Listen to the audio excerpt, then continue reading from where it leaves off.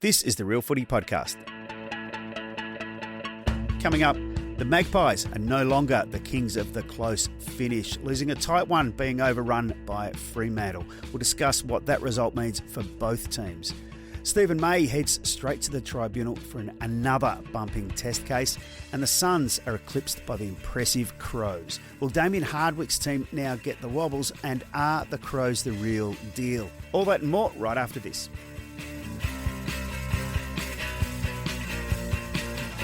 Stangle in the scrap on the goal line. He's going to win it back. Manna keeps it alive. Bounce and he got it. He can make it talk, Sean Manna. He tried to find a middleman in Evans. May had a decision to make. Evans collected Moyer. Is this his fourth? No.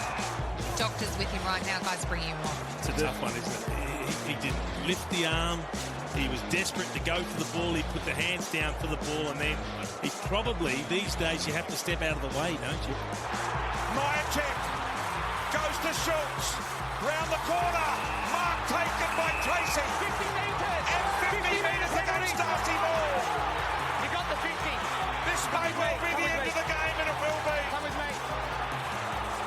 Fremantle win by a point at the MCG. Hello and welcome. My name is Michael Gleeson, and joining me today are Jake Niall and Caroline Wilson. Welcome to you both. Good to see you, Jake. Good to see you, What about Caroline. me? Well, you're the host. I mean, you know, we just take you for granted. Oh, but it's lovely to you know, see you thank too, you, Michael. thank you. Wasn't that a fabulous game at the MCG on late Sunday afternoon? Who'd have Collingwood, thought? Sunday Fremantle. afternoon, good game of footy. I know. It'd be nice, but makes a nice change. I know. Well, happy for the Well, host free-to-air broadcaster because the week started very poorly for them with Thursday night, Essendon GWS, but then the Friday night game with the Bulldogs in Brisbane was great too, It's a good so game. it improved. Yeah. Well, there's been until this weekend, the bye rounds, we've discussed that, including in your absence, Caro, that it's been a flat period for the season and you needed a couple of close games. And on Friday night and Sunday afternoon, we got them. But Fremantle have kick-started the season to a degree because they've put their hands up well and truly now, haven't they? Well, They just couldn't get it done at the MCG, They were particularly flaky against earlier Collingwood. on. They had moments where you just thought, for instance, the previous Collingwood game, which was over in Fremantle, and Collingwood was undermanned, and they pulled them apart, and it was embarrassing. This was a win of grit. This was like to be. Jeremy Elliott misses a shot at goal, would have put them 27 points up. Probably hard to see them coming back from that. But he misses that shot, goes the other end, they kick a goal. They were on the surge after that moment. Yeah. I think the thing that was most impressive was that they hung in there when Collingwood, if you look at all the stats and the general play and particularly the forward entries, particularly the most crucial part of the game and what it said about Fremantle, this current Fremantle, was the third quarter when Collingwood was well on top around the ball. And I think they had 20 entries inside 50 to 6, and Collingwood kicked one goal. And I think that they held up extremely well. Luke Ryan, who was on Jamie Elliott quite a bit, and Collingwood were winning and their pressure was very high. And Fremantle just withstood it. It was a strange game because it was a crowded front half for Collingwood. So they were in this congested sort of thing, and Fremantle had the potential to get the ball out the back, which they did. And I think it puts to bed, look, they'll make the finals. They've got West Coast this week. I think they'll make it. And the Bulldogs look to me to be the most vulnerable team in terms of the top 9. More than the Gold Coast? Yeah. They've just got such a tough run home. I mean, compared to the Bulldogs. The Bulldogs have got you can't see them losing more than one game on their current record, which is that they beat up on the teams below them. Just getting back to Collingwood, are you concerned about Darcy Moore? Well, I had a couple of really poor moments. Yeah, he had a couple of poor moments, but I would say the bigger takeout for me, I wasn't that surprised. I think Darcy Moore is a very good attacking player. There can be times where he loses sight of his opponent at times, but I think Jeremy Howe is the marshaller of that defence, and he wasn't playing. And funnily enough, they probably missed Billy Frampton against Fremantle. That wouldn't be true against every team, but Fremantle went into that game with Tracy, who's a very good player, and he was always the the likely Darcy Moore opponent.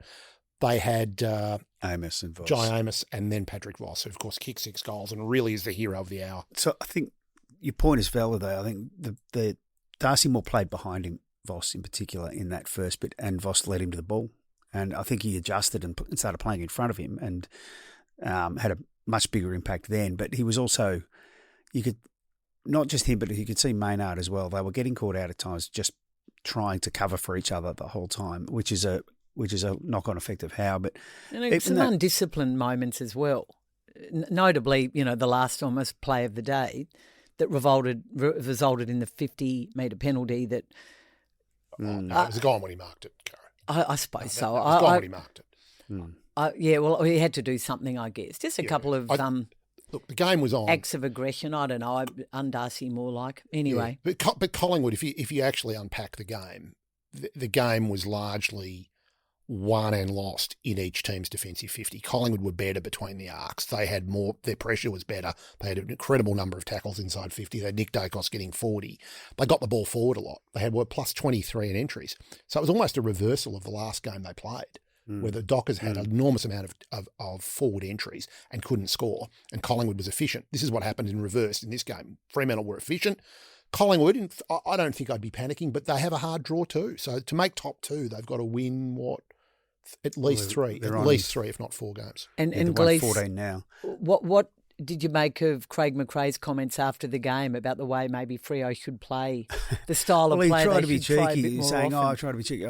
Basically accusing them of being a bit stodgy in the way, that maybe if they play a bit, when they played bravely, they were rewarded. And I think that was also, yeah, which is interesting. We were probably frustrated by the third quarter when their reluctance to play quickly and to hold numbers back thwarted Collingwood, but they weren't scoring. Now they scored in that last quarter and really came at them, but that was when they opened the game up. To me, there was a similarity in that third quarter to the King's birthday game, and Collingwood won that, but there was that similar period where they were just bombing it into a congested forward line. It was just really dumb footy, and they invariably need to end up getting to a quarter-time break to change that approach and how they're doing it. What did you think of the Dacos's shift around, the Dacos shuffle? Oh, look, it was probably a pretty fair decision by McRae and the match committee to shuffle them around after the Gold Coast game. I don't think that was. I mean, Nick Dacos, got enough of the ball, and Josh Dacos was respectable. He didn't have the game clearly that he had the previous week, but I think it was a very consequential game for Fremantle and some pretty consequential game for Collingwood, because they're now in a scrap to get into the top 2, and whether that means a lot at the end of the season, who knows. Michael, you wrote in your 4 points column in The Age this week more about the language changing in terms of referring to the Stephen May, which some people will be listening to this and there'll be a result, and other people will be waiting. I mean, to me, he'll be lucky if he gets less than 5 weeks, because it was late and it was. I thought it was reckless, but you're talking about the fact that 5 years ago probably wouldn't have even been a reportable incident. And I think that the fact that the commentators and commentariat are using the sort of language that the AFL's been using. They're talking about the velocity and of approach and what other options he had once. What did he think his options were once he arrived at the contest?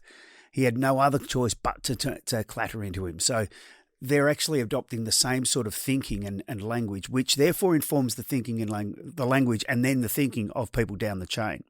And the supporters watching the game. And it is when you get typically that sort of commentary level has been more hairy-chested about footy, the game's going soft and that sort of thing. Well, that's sort of pleasingly dissipating. And I think that it was interesting with this that I was surprised by, I thought there would have been more people sort of saying, he's just contesting the ball. He's just contesting the ball. Yep. And even those more marginal ones than this, when that's still been the argument. Even Simon Goodwin wasn't overly defensive. I mean, Jake, he's had some poor moments this year, Stephen May. Yeah, well, none worse than the King's birthday, where he castigated Max Gawn after that botched kick with Gawn. I think as a moment as a leader, that wasn't great. Look, I think this is what we're seeing is gradually. This is where Greg Swann, we'll get to him in a minute, but coming into the AFL, the bigger picture here is that the May case, and a lot of people will be listening to this when it's being decided or even after, you are looking at whether, when you contest the ball, to what extent you can just look at the ball and to what extent you have to have the awareness of the potential opponent in your path. And I think that's what this case is about. Because they'll be able to show the frames. They'll be able to look at the frames, and the frames will show that May's got his eyes on the ball. The question becomes, every time there's a semi-test case, it expands the duty of care that the player has. So we end up with spoils, tackles, that's true. Smothers, and now this one is in a contest for the ball. Can you just recklessly attack the ball? Well, you can't. You actually do have to calibrate. See, I disagree with that, because I think that the game demands that the player going back with the flight of a ball to mark it cannot take his eyes off the ball and look at someone there, or else it's front-on contact. But if you go back and attempt to mark that ball, that's permissible. They, in fact, require you not to take your eyes off the ball.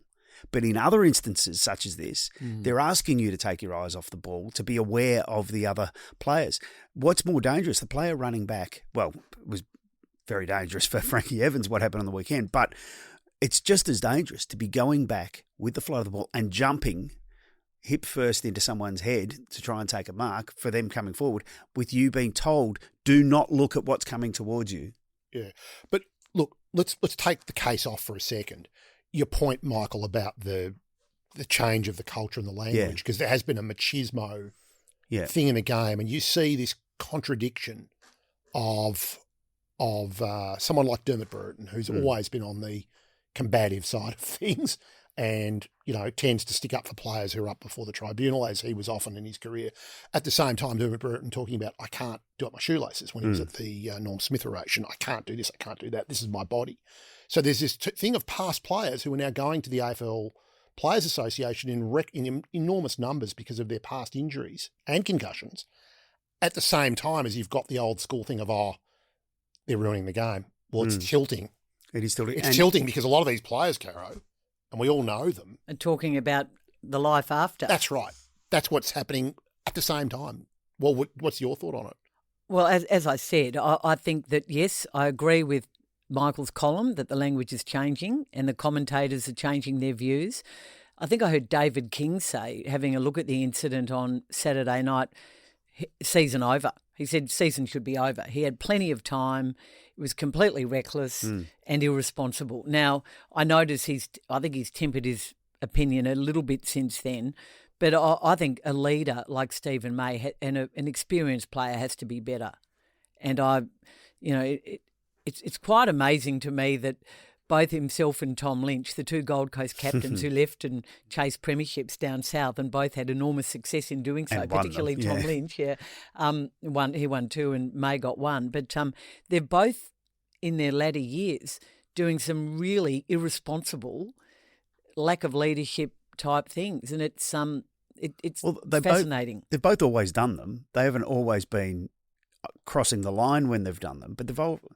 Yeah, well, they play close to the edge, and they're old enough to know better. I think they're playing on Broadway, not off Broadway. I think that's the big difference, Caro. Jake, you also previously spoke about the drop in concussion numbers too, with changes that the AFL has made in recent years. Well, Stephen Mead, the clubs were instrumental really in him being demoted off the executive. But if you look at the legacy, the stat that never gets brought up with all this club dissatisfaction is that the concussion number went down by, I think it was over a couple of years, it was 23%. And so there's a contradiction here between, what is the bigger picture for the game is more important than the parochial interest of a club and an incident in a particular time. Is that Stephen Mead's doing? Well, I don't know what Stephen Mead's doing, but I think he's pushed hard in this area, and he's paid, I think he's arguably arguably, I'd be interested in either of your thoughts, paid a price for it. Yeah, he's drafted a lot of those changes. Yeah, I think he paid a price for his treatment of clubs. Ken Hinkley. For some very poor decisions in terms of fines and taking too long, and in terms of incidents on field, etc., like the Ken Hinkley one, like the Jeremy Finlayson, the inconsistency with Jason McCartney, and with the concussion, when the clubs got together collectively to indemnify directors against concussion claims, I think he treated them with. Well, he just spoke to club presidents with absolutely no respect at all and picked his moment really badly. Yeah, which I think is, as you say, goes back to maybe bedside manner more so than what the treatment was. And it took a long time to get it done. I think on some of those decisions, I mean, not to be a defensive Steve Mee, but I think he wasn't the only one that came up with those penalties.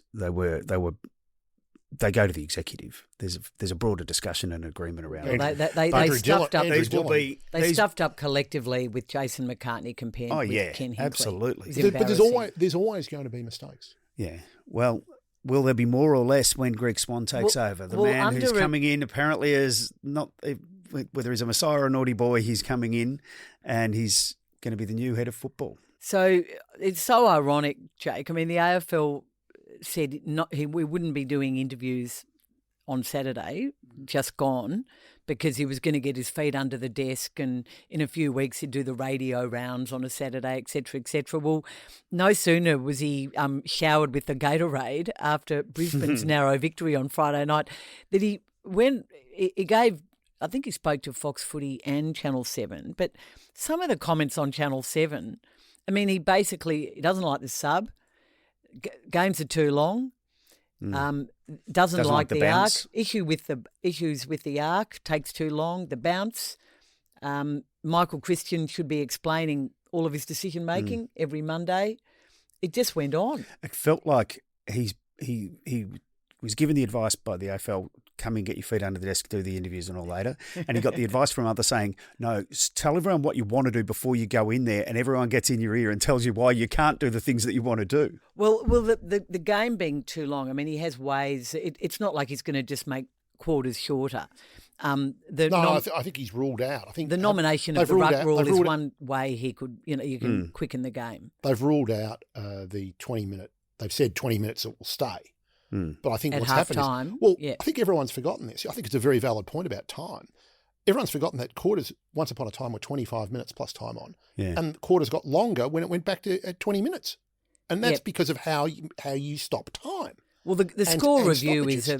review. Well, why... The ruck nomination. Example, I don't want to have a whole thing on this, but, do they really need to... They had a review in the Bulldogs-Brisbane game for whether a mark had been taken on the goal line. It was obviously a mark. And they have this long review, and then they have reviews for behinds. Do you even need reviews for behinds? Oh, there was one yesterday in the Collingwood Freo game that was ridiculous too. But he's put a lot of things on notice, and there's no doubt under Steve Hocking came in and basically spent a year consulting with everyone from, media to former legends to everyone about, and made some big key changes, including the 666 was probably one of the biggest. The stand rule. Then Laura Kane came in and people found her a bit remote, and when she did speak, she certainly explained tribunal umpiring decisions for a while, and then that sort of backfired, so she stopped doing that, and then she probably didn't speak with enough clarity, according to some of the clubs, and wasn't attainable enough for them. Well, Greg Swann's taking us back to the days of Ian Collins, I reckon, at the moment. Well, it's what it should be. How long it lasts. It should be accessible to the media and to the public, and, it should be demystified. We're not, sometimes the AFL talk about their executives and the people there like, you'd think they're running the UN. It's a football competition, for God's sake. Get over yourselves, honestly. Well, it's been a bureaucracy, and didn't he make it clear that no negotiation over money or terms or anything, but I'm answerable to Andrew Dillon and no one else. I'm not going to be going through HR and media and the legal counsel before I make every decision. And that's the way it should be too, isn't it? Yeah. Well, if you have people to make decisions, let them make decisions. But that's true everywhere. I mean, the the head of football at any club should be able to talk on behalf of football. I don't think make decisions on behalf of that. I don't think when Chris Scott's making a move at 3/4 time, he has to consult with. He probably has to consult with the doctor about a player's injured, but you don't have to consult with everyone. So just on that, so quarter lengths, we know that we found it earlier, games in 2016 were running to 120 minutes. This year they're running to 127 minutes on average. So 7 minutes increase in that period while these other changes have been made. Now, there's a bunch of things there. Score review. As to why, score review, but stoppages, whatever it is, stopping for injured players. The broadcasters like that because they get more ads in. And the media money is probably at its most precarious. You know, everyone's very nervous about what's going to happen. Do they get more money in if there's not more goals? They only get more money in if there's more ads, which only happen in the breaks between, because otherwise the break between quarters are the same. That if the duration of it's only if there's goals within quarters. What are the other big issues? What one stood out to you of what Greg Swann said? I mean, the bounce. That's another one. You recall the bounce. You lose a couple of seconds every time. You do that. I'm worried. I'm worried about the sub. I mean, I just think coaches have been so duplicitous about this. They find that they hated the sub. They hate the sub because they hate telling a bloke he's got to be the sub. Let's face it. It's that they got the sub because of concussion and then because of injury, and then clubs were dishonest about it, so they just made it a sub. Now they want to make it 5 on the bench. Well, I thought we were trying to not quicken the game to the point that it got absolutely crazy. So if they're going to get rid of the sub, go back to 4 on the bench.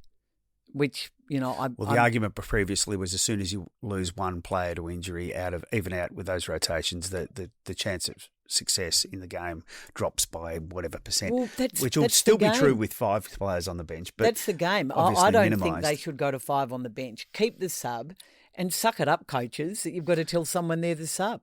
I don't like, and the thing I would like to see him do would be, don't really care about whether there's a sub or a 5 on the bench, but it does affect the pace of the game. Yeah, well, that's true. I think what affects the pace of the game and the watching of the game is the ruck rule and the nominating the rucks, get rid of the nomination, like they're Oz kickers, and then just say you can't jump up as third man up. If you have 2 people jumping up in the ruck, it's a free kick. I'll give you another one. The 2 that are really simple. One is the ruck rule. Get rid of the nomination, and third man up, pay a free if you think it shouldn't be third man up. And the second one is the warning for the 666. Get rid of it. Just pay the free.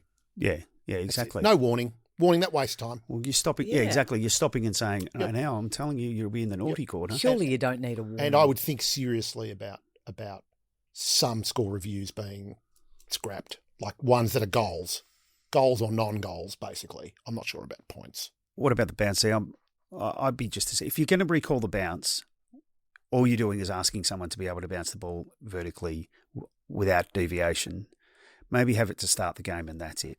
I agree with that. There's an umpiring crisis. And if you're going to get better umpires because they don't have to bounce the ball, start the game. It's a great moment. Maybe start every quarter. Well, we've solved all the problems of football. Yeah, who needs Greg Swann? Yeah, should have just come on the podcast and sorted it out. There you go, Swanee. We've got the template for you. We'll take a break now to come back and talk more about the Adelaide's demolition of Gold Coast and what's going on at the Dogs.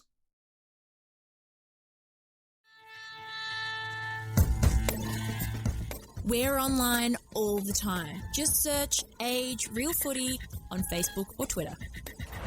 Nice reach from Reid. He wanted to share it. He might regret it now as he just dropped it. No, it's 50. Well, I'm not quite sure what you meant to do. They're going to kick there first. It's taken a contentious 50 to get them into the goal square. And surely this time the Gold Coast Suns, met with stony silence, they have a goal. Well, welcome back. And Jake, in a very Gold Coast moment, they follow up their best ever win by not kicking a goal for the first half of their next game and lose by 10 goals. Yeah, that's on brand, unfortunately. Yeah. Disappointing. I was extremely confident about the Crows, who I think are the real deal and they are definitely a chance to win the premiership. Gold Coast are not.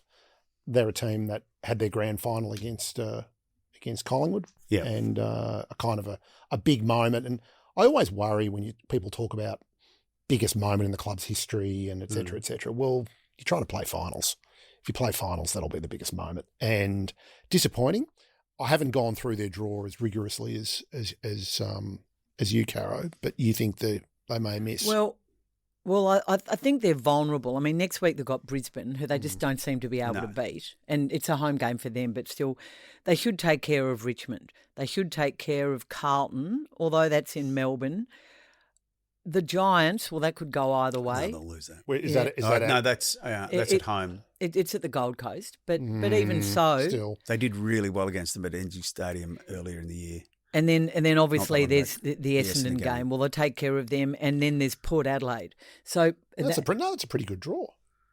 They'll beat Port Adelaide at the Adelaide Oval. Ken's last game. Ken's last game. Okay, yeah, maybe not, because they'll all come back. Horn Francis will be. No, he's done for the season. He's done for the season. Yeah. So given that Bulldogs have that unbelievable percentage, and would be most likely now to only drop one game between now and the finals, I think they're really vulnerable.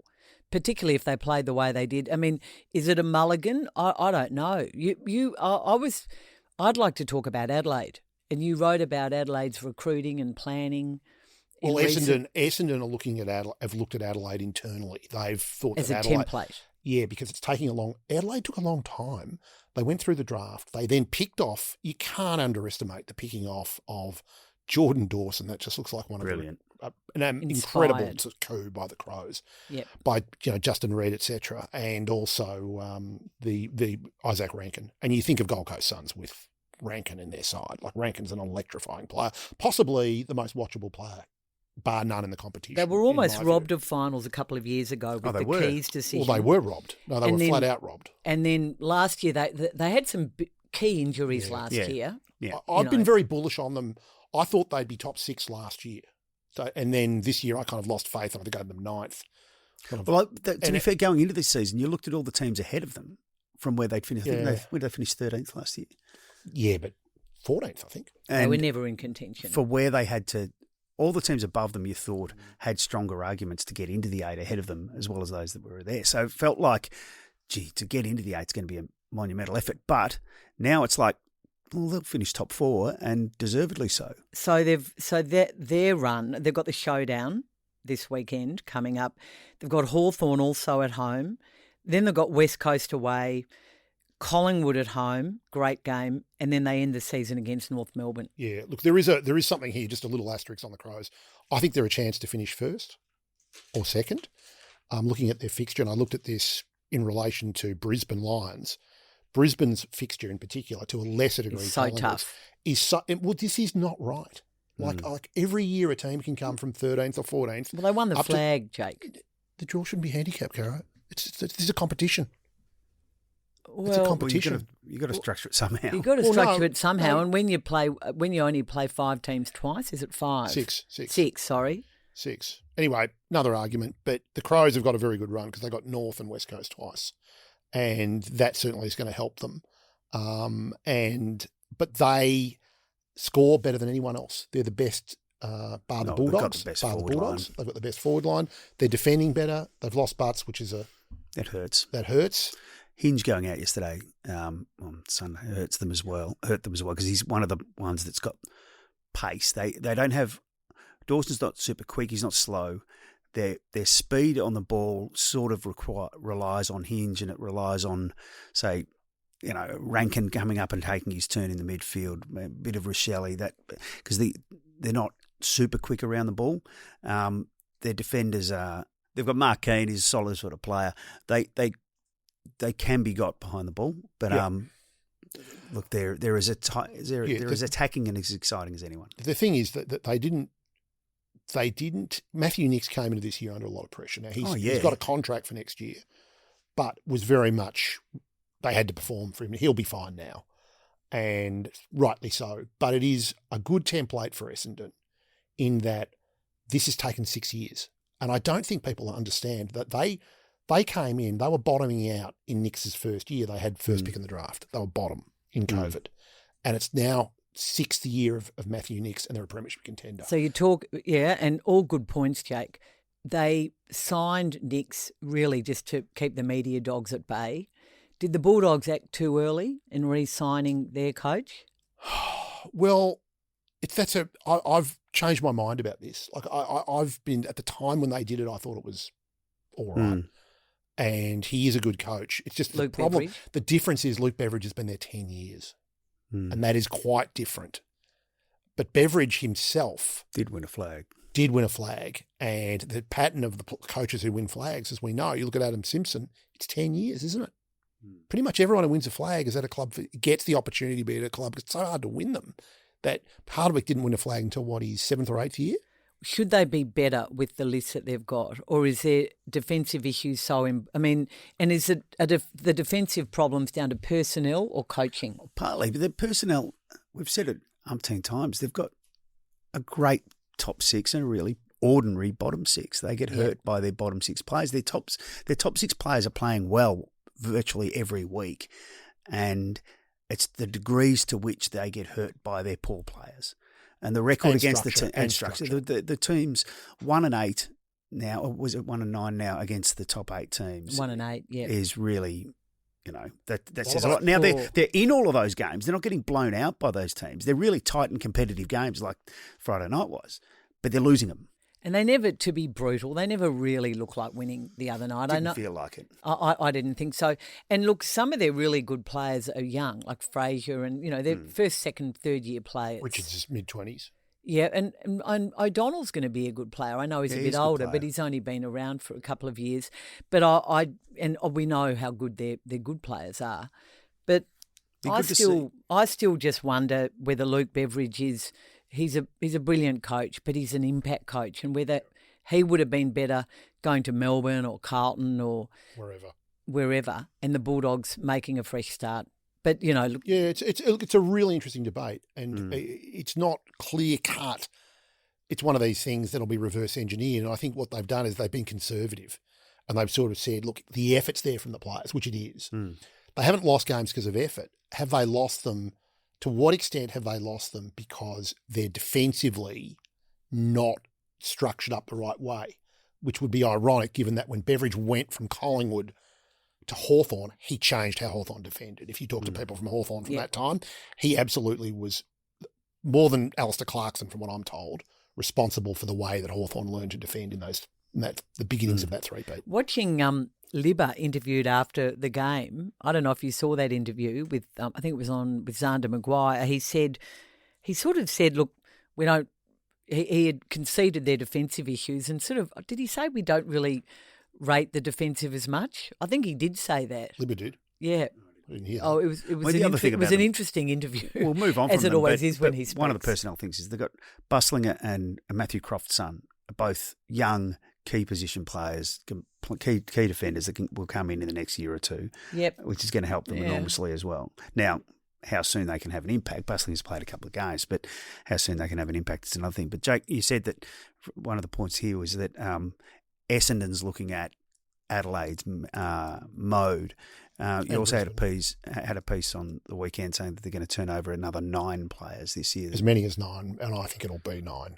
But is that inflated by the mid-season draft? Yeah. Yes, because they had, to get this injury crisis at Essendon in perspective, they had all 4 mid-season draft players play in that game. Now, do you think about that for a minute? That's just the fact that they had 4. I don't think that's ever happened. No one's West ever Coast taken got 4. top-up players in after COVID. Brad Scott was interviewed on the ABC on Saturday. I think he gave another minor backhanded to Adrian Dodoro without naming him, saying they hadn't really nailed the big picks, the big high-profile gets. A lot of their best players, if you look at Nick Martin, Durham, late picks, mid-season, It's the one that stands out is that Cox Perkins. Well, Reed's been injured. So Reed's a very good player, but he's injured all the time. Perkins not come through yet. But it was more about the big names. He was sort of saying if Harley Reid wants to come home, we're going to have a major crack. Well, 2 months ago they were saying the price is too high. So I thought that was really interesting too. They've got, it's going to be a big end of season for Essendon. Well, 9 changes is a lot for a club that's, if they make 9, it's certainly going to be 8. You would think Perkins is definitely on the way out, isn't he? Well, let's deal with Draper as a free agent first. So they've offered him 4 years. He'll get 5 somewhere else unless they're prepared to change tack and go to 5 he's probably gone. Then you've got So there's a Dylan first-round pick. Shield, who they gave up 2 first-round he'll picks go. for. So he'll probably go. And then you've got a raft of players. I think one issue that Essendon have had in the past that Brad Scott has to deal with is they've been slow to make calls on players that are just not quite, are they good enough or not? Whereas at clubs like, I'm thinking of a club that has done this where you've lost a player who's ended up being okay somewhere else. Well, they did it with Patrick Voss. They made that call and he's going well at Fremantle. So you run the risk if you do that, or that a player embarrasses you. And Jake Stringer. Well, he hasn't embarrassed them yet. I think Jake Stringer's. No, they did the right thing. No one's criticising that decision. No one. There were so many reasons behind that, exactly. not just form. But are they 9 players out there? Well, they may not need to replace 9 because they were mid-season top-up players as well. They've got a list of 47 at the moment. Yeah. So when you think about it, of course they've got to make that many because it's and they're going to bring in, they'll get a couple of players you would think from other clubs. I don't have to. Yeah, they'll have to. So, all right, we'll take a break there. Come back with quick questions. Get access to every episode as it drops. Hit subscribe wherever you get your podcasts. A lethal kick through the middle. Releases hot. Rioli with a big chase. About to be run down. He's got him. What a chase from Rioli. Brilliant. Team lifting stuff for the Tigers. Welcome back. Straight into quick questions. Jake, was Maurice Rioli Jr.'s tackle the most dramatic you've seen this year, if not the best?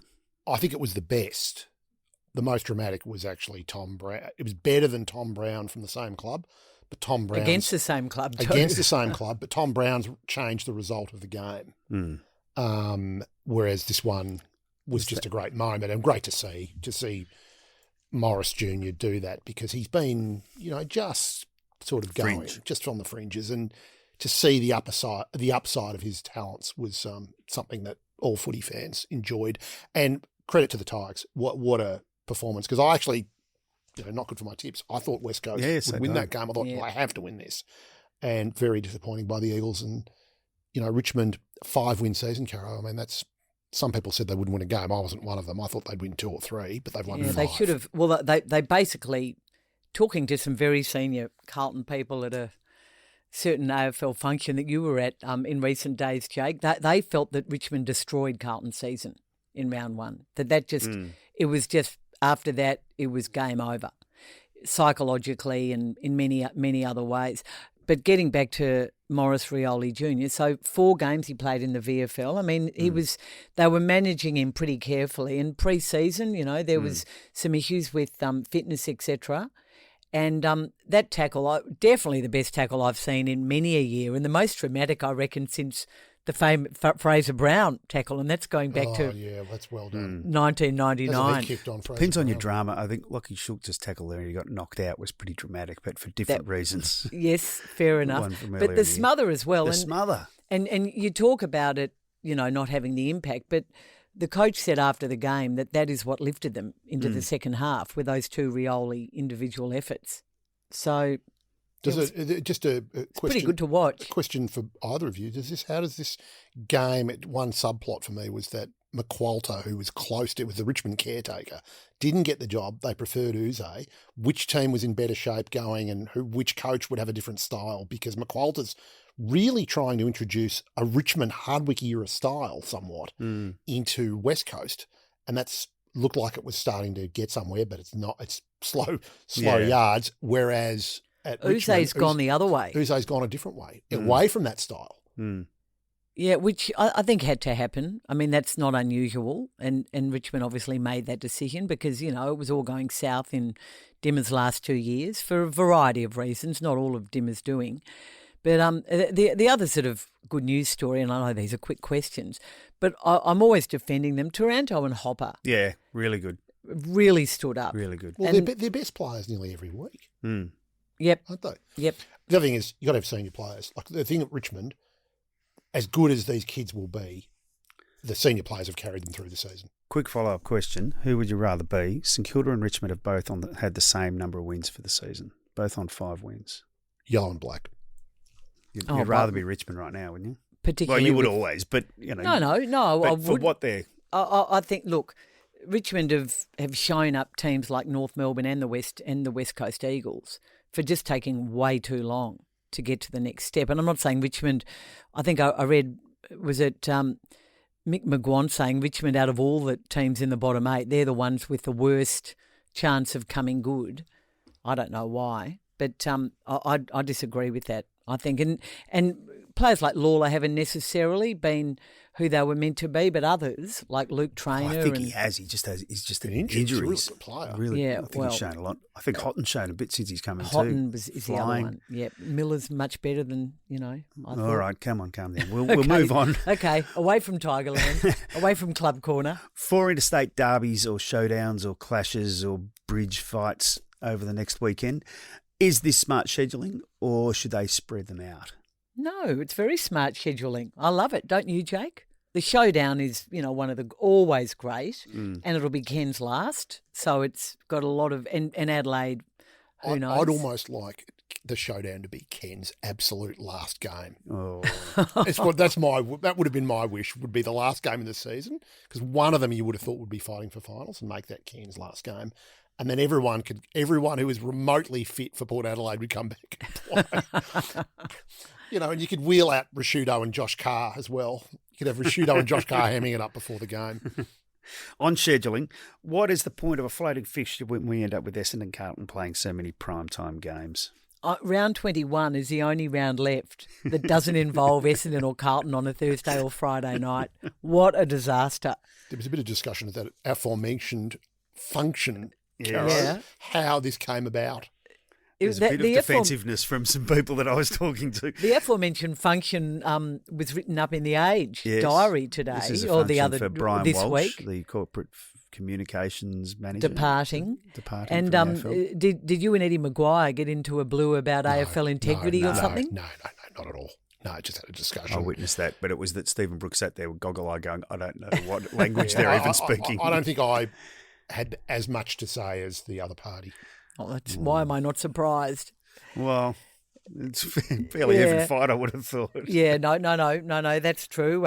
You met your match, Jake. More than met. In Eddie Maguire. No, look, I think the floating fixture's been terrible. And, I'm sure Channel 7 are trying to get some changes. Floating or not, it's just been terrible. The Thursday night GWS Essendon game was 30% down on sort of average Thursday night ratings. It was just an absolute disaster for the network. And if it's a disaster for Channel 7, then it's a disaster. And obviously Fox, who had it as well. And it's a disaster for the AFL. Phil's my theory that of the big 4 in Melbourne, ideally 2 are up. Yeah. You have Collingwood up, you need Carlton, Richmond, Essendon. You've got Collingwood down and Richmond down. You need Carlton, Essendon up. You need 2 of them doing something. Yep. And at least being around the 8 if they can't be right up there. I reckon they went in too hard on the permanent Thursday nights too. I think middle of winter, you can't just throw everything to the broadcaster and say, okay, you want it, so we'll give it to you. Crowds don't like it. Not in the middle of winter. Thursday nights every week. Look at the numbers. They like it on TV if it's a good game. Yeah. I really look forward to Thursday nights. I mean, do we just want to be a TV game? Do we want to be the NRL, where people don't go but they watch it on telly? Well, we're not that. I mean, clearly there are big audiences elsewhere, and the Saturday crowds have been pretty good. But I just think if you're going to put games on Thursday night, they don't have to be every week. No, I don't mind the regularity of it. All right. Well, that is all we have time for this week. Thanks to both of you for joining us. Thanks also to Channel 7 and Fox Footy for the audio we've used in this episode.